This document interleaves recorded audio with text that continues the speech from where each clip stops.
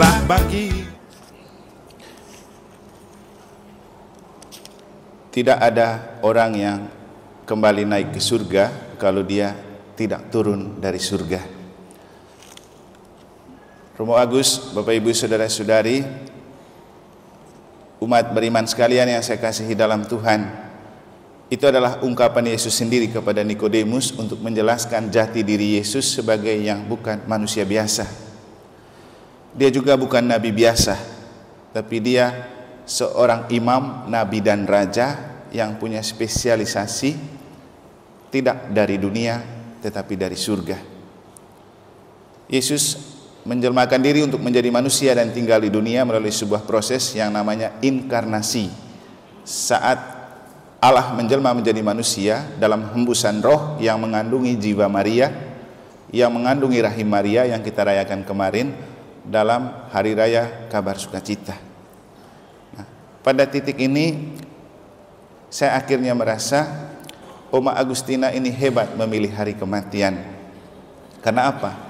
Masih dalam oktav Paskah, dan saat kita merayakan hari raya kabar sukacita yang kemarin juga kita lanjutkan dengan misa di rumah. Karena apa?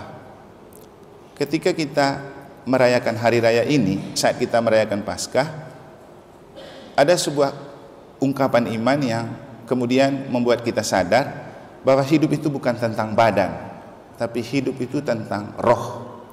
Dan dalam bacaan pertama yang dibacakan oleh Nana semalam, itu bicara tentang roh, pentingnya Roh Kudus untuk menjiwai diri kita.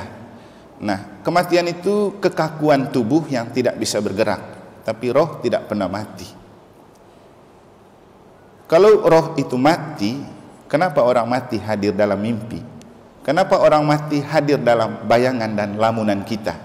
Ya, karena rohnya tidak mati dan kita hadir untuk bertemu dengan dia juga dalam roh. Roh itulah yang menghidupkan kita, yang dihembuskan oleh Tuhan saat kita ada di kandungan ibu kita masing-masing. Bapak Ibu tahu, kalau kita memiliki janin dan tidak ada roh yang hidup kan mati. Tapi karena ada roh, makanya dia hidup. Nah, ketika kita mati kaku seperti ini, apakah harapan yang membuat kita hidup? Itulah iman akan Roh Kudus. Dan bicara tentang Roh Kudus ini juga tidak mudah untuk dipahami. Karena mengandaikan orang juga pernah dibaptis dalam nama Bapa dan Putra dan Roh Kudus. Semalam saya ngobrol sedikit dengan Kak Anton tentang bertanya kembali tentang statusnya Oma ini. Saya tanya, ini Oma dari mana sebenarnya? Dia orang sini, orang Lelateng. Kemudian menikah dengan Bapak Martinus Wangge. Waktu itu beliau sebagai pegawai di kantor perikanannya. Cerita singkat, ketika dia dipecat dari kantor, mereka melanjutkan kehidupan dengan berbisnis. Katanya 1 tahun sempat masuk penjara karena tuduhan yang tidak adil. Setelah itu masuk zaman PKI, tapi sebelumnya ada gempa katanya. Nah, ketika zaman PKI ini banyak teman-teman kantor yang kemudian mati, dan kantor memanggil dia kembali untuk bekerja, tapi dia tidak mau karena dia sudah enak dengan bisnis. Nah, yang saya bayangkan itu bukan soal Bapak Martinus Wangge-nya, tapi seorang Ibu Agustina yang menjadi pendamping hidup Bapak Martinus Wangge, yang waktu itu meninggalkan agamanya yang lama dan ikut menjadi Katolik dan menghadapi kenyataan hidup seperti yang telah mereka alami, tentu tidak melulu sebagai seorang pegawai kantor perikanan. Apakah Ibu Agustina merasa tidak menyesal salah memilih suami karena akhirnya masuk penjara, tidak terus jadi pegawai? Apakah dia tidak berpikir bahwa dia lebih baik dan mantap hidup dengan keluarganya yang memang sebagai tuan tanah di sini daripada menikah orang yang datang merantau dari ND? Kenapa dia harus bertahan sampai sekarang? Dan kemudian mati sebagai seorang Katolik. Itulah karya roh yang dalam bacaan pertama dibahasakan dengan sehati sepikir. Tidak mudah menjadi pasutri yang sehati sepikir. Walau dalam kenyataan kita menemukan banyak pasutri yang pakaiannya couple, seragam dan sama. Tapi coba tanya hatinya, benarkah sehati sepikir? Kadang-kadang itu hanya sebagai sebuah kamuflase. Jadi bicara tentang sehati sepikir ini juga sebuah perkara yang tidak mudah. Karena tidak mudah menyatukan dua hati menjadi sehati. Tetapi dua hati yang berbeda hanya bisa disatukan dengan cinta. Makanya cinta kan berbentuk begini. Setengahnya dari bilik hati suami, setengahnya dari bilik hati istri. Supaya berpadu dalam kelebihan dan kekurangan. Orang menikah untuk saling melengkapi cinta, bukan untuk saling membagi. Jadi saling melengkapi. Kenapa tidak untuk saling membagi cinta? Karena kalau kita menikah untuk saling membagi cinta, maka bisa jadi seperti lagu dangdut, oh cintaku terbagi dua, sayangku terbagi dua, 50 untuk satu, 50 untuk lain. Tapi kalau menikah itu bukan untuk begitu. 50 yang satu yang lain itu untuk pasangan sendiri, 50 untuk pasangan lain, 50. Jadi sehati itu tidak mudah kalau tidak ada cinta, dan cinta itu tidak bisa selalu satu kalau tidak ada roh yang mempersatukan. Makanya Tuhan kemudian menganugerahkan kasih sebagai buah roh untuk dipersatukan cinta kita yang rapuh itu dalam dekapan kasih Allah.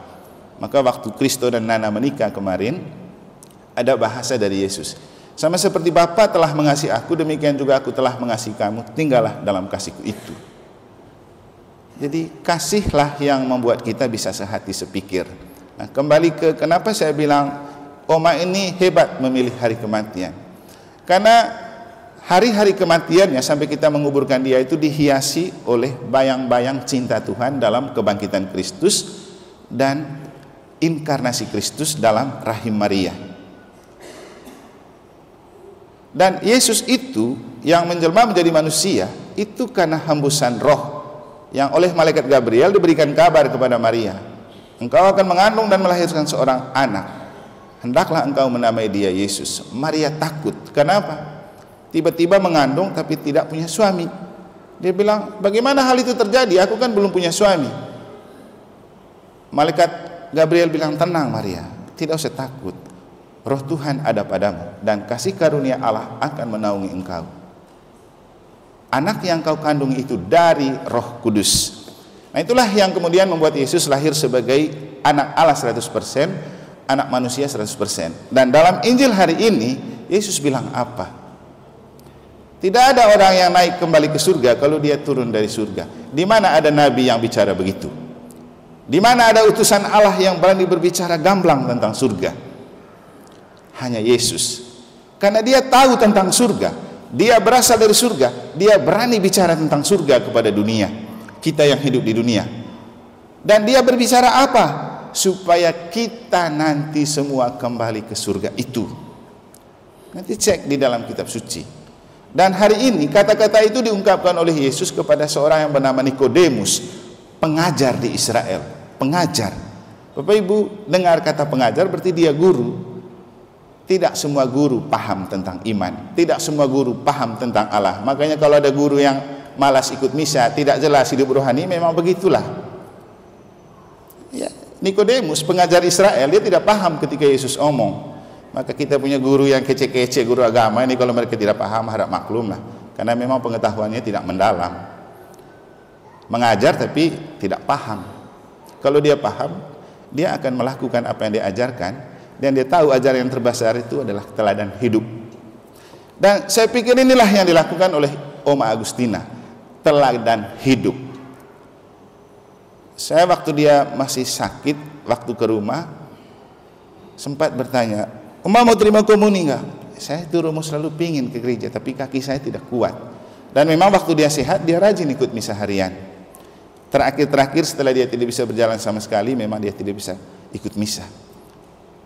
Jadi apa yang membuat dia rajin? Karena gerakan roh itu yang bekerja di dalam dirinya, dan karena dia tahu dan paham bahwa beriman kepada Kristus memiliki jaminan masuk surga. Dan kepada Nikodemus yang tidak paham tetapi jadi pengajar, dia bilang apa? Saya bicara tentang kelahiran kembali aja kau tidak paham, apalagi saya bicara tentang surga. Supaya kau tahu, tidak mungkin saya kembali ke surga kalau saya tidak datang dari surga. Yesus tahu itu surga itu seperti apa. Makanya dia promosikan surga kepada kita. Hidup untuk masuk surga. Dan dalam bacaan tadi malam di rumah kita menemukan ternyata semua akan bangkit pada akhir zaman. Tapi ada yang bangkit untuk masuk surga, ada yang bangkit untuk masuk neraka. Yang bangkit untuk masuk surga orang yang hidupnya baik-baik. Yang bangkit untuk masuk neraka hidupnya jahat-jahat. Jahilin orang lah. Bicara jahat tentang orang walaupun orang yang tidak jahat. Jadi surga itu dipromosikan oleh Yesus, dan Yesus itu menggiring domba-dombanya untuk masuk surga. Di kesempatan lain dia bilang apa? Aku itu datang dari Bapa, aku datang ke dalam dunia. Aku datang ke dalam dunia supaya kamu semua yang percaya kepadaku akan kembali kepada Bapa. Aku tidak mau satu orang pun di antara kamu yang hilang. Aku mau supaya kamu kembali kepada Bapa. Karena itu berjalanlah selalu bersamaku, karena aku adalah jalan, kebenaran, dan hidup menuju Bapa. Dan cara Tuhan memelihara kita dalam surga itu apa? Memberikan ekaristi. Dalam ekaristi kita merayakan perjamuan surga. Kenapa dalam ekaristi ada malaikat-malaikat? Dan Bapak Ibu, kalau ada privasi, di dalam privasi kalau kamu lihat, di situ ada kata-kata terakhir, bersama para kudus dan para malaikat kami memuji dan memuliakan Engkau sambil bernyanyi. Nah, pertanyaannya, di mana para kudus saat kita misa? Di mana para malaikat? Itulah misa. Makanya jangan pernah lalaikan misa. Kalau mau masuk surga, cintai misa. Apalagi waktu kita terima anak domba, itu kan anak domba dari surga. Lihatlah anak domba Allah, lihatlah dia yang menghapus dosa dunia. Inilah yang datang dari surga untuk menyiapkan kita masuk surga. Maka kalau kita sudah sering mencicipi anak domba yang adalah perjamuan surga yang ada di dunia, jangan takut untuk mati. Karena mati cumanlah ketakberdayaan tubuh untuk bergerak, tetapi roh kita tetap hidup dan bersukacita bersama Allah dalam Yesus. Jadi jangan takut untuk mati.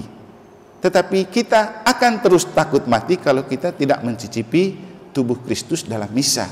Kalau kita sudah sering mencicipi tubuh Kristus dalam misa, mau mati kapan dan dimanapun itu no problem. Karena kita tahu ketika kita mati, kita bangkit dan hidup bersama Bapa di surga melalui Yesus.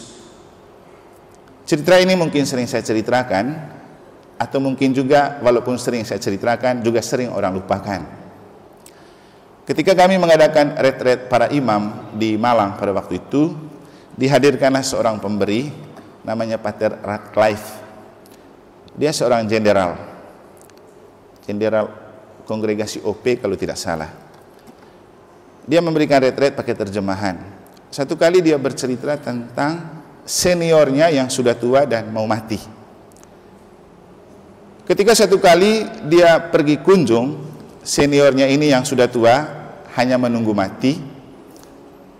Dia bilang, ini uang, kau pergi ke kios cari 2 botol bir. Padahal pastor ini datang untuk doa penyerahan terakhir, tapi dia bilang, ini uang, kau cari kios beli 2 botol bir. Kaget dia.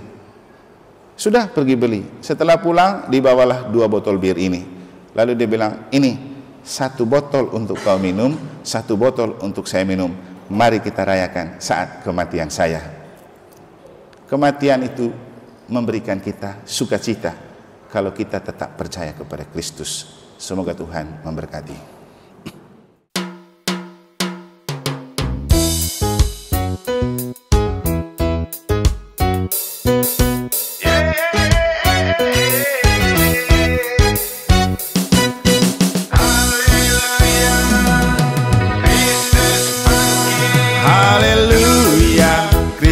Telah bangkit, dosa dan maut telah dikalahkan. Kuasa Allah, Yesuslah Putra Bapa. Mari bangkit bersama Kristus, jadi saksi bagi dunia, agar kasih Allah jadi nyata